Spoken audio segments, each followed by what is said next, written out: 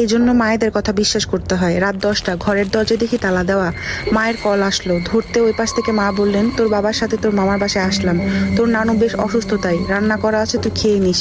আর দরজা জানালা সব লাগিয়ে গেলাম, তুই সদর দরজা ভেতর থেকে তালা দিয়ে ঘুমিয়ে পড়িস, চাবি পাশের বাসার তোর শিবলি দাদার কাছে। তারপর কল রেখে দিলেন। আমি চাবি এনে দরজা খুলে ভিতরে ঢুকলাম। মনে হচ্ছিল ঘরে প্রাণ নেই, মনে হচ্ছে ঘরটা যেন মরে আছে। আমি গোসল করে বের হতে ঠিক উপরের সিঁড়ি ঘরে কে যেন গুনগুন করছে এমন শব্দে দাঁড়িয়ে পড়লাম।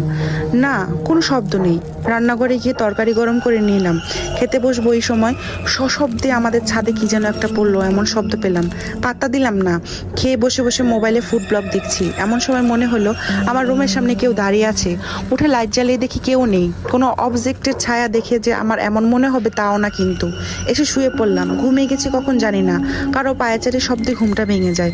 অন্ধকারে কিছু দেখতে পাচ্ছি না। আমার রুমের দরজা লক করা ছিল ভেতর থেকে। আওয়াজ পাচ্ছি যেন কেউ হাঁটছে। আমি ভয়ে ঢুক গিলতে কে যেন বলে উঠলো, আপনার বাথরুমটা ইউজ করতে পারি?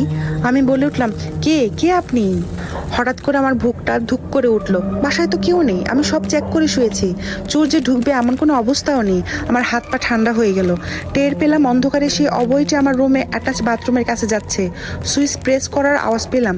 বাথরুমের দরজা ছিটকানি খুলে যায়, আর সশব্দে খুলে যায়। আর সেই বাথরুমের আলোতে দেখলাম আমি নিজেই সেটা।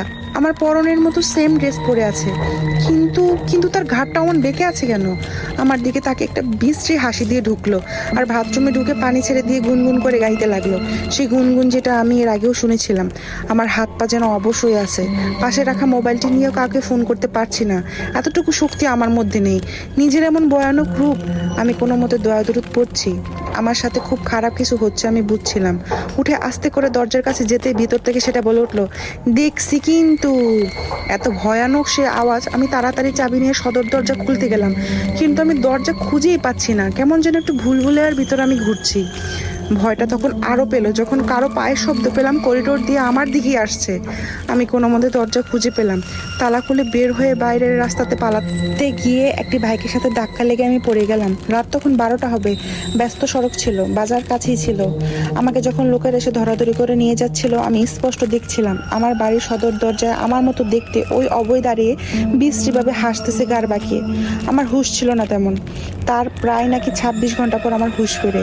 আম্মু পাশেই ছিল, আমার কোমরে ব্যান্ডেজ। পরে বাবা মাকে সব খুলে বলি। আমি আর আব্বা বাসায় থাকতাম না, তাই বলা বাহুল্য মা এই ঘটনাগুলো বেশি সাফার করতো, কিন্তু আমরা শুনে হাসতাম। দিনের বেলা তাই ওই হালকা উৎপাত ছিল আর কি। এমন রাতে একলা থাকলে যে কি হয় সেটা আমি আজ দেখলাম। বাড়িটায় মিল্লাত পরে একজন হুজুর দিয়ে বাঁধানো হলো, তারপর থেকে আর কিছু হয় না। তবে মাঝে